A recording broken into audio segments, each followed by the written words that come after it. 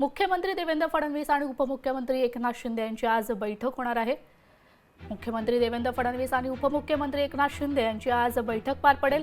जलसंपदा विभागाची दुपारी 2 वाजता सह्याद्री अतिथीगृहात बैठक होणार आहे। मुख्यमंत्री दावोसमधून आल्यानंतर दोन्ही नेत्यांमध्ये बैठक पार पडणार आहे।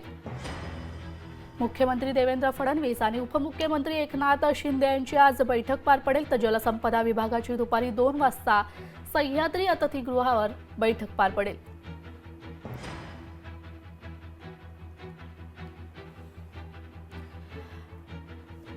आपले प्रतिनिधी उमेश करंजकर आपल्या सोबत जोडले गेलेत। उमेश, मुख्यमंत्री देवेंद्र फडणवीस आणि उपमुख्यमंत्री एकनाथ शिंदे यांची आज बैठक पार पडणार आहे, काय अधिकची माहिती?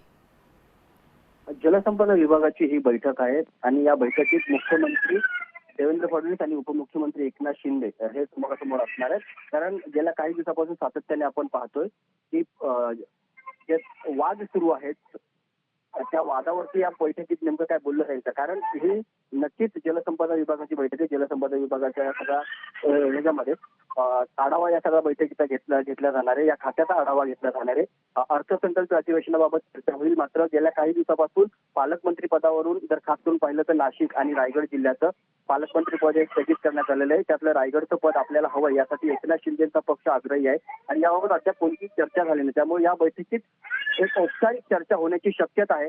म्हणूनच हे दोन नेते ज्यावेळेस एकमेकांसमोर येतील त्यावेळेस नेमकं काय या होणार आहे, या बैठकीत काय चर्चा होणार आहे हे पाहणं महत्त्वाचं असणार आहे। त्यामुळे पालकमंत्री पदाचा स्थिरा आज निघेल का याबाबतची शक्यता नाकारता येते। तुम्ही दिलेल्या माहितीबद्दल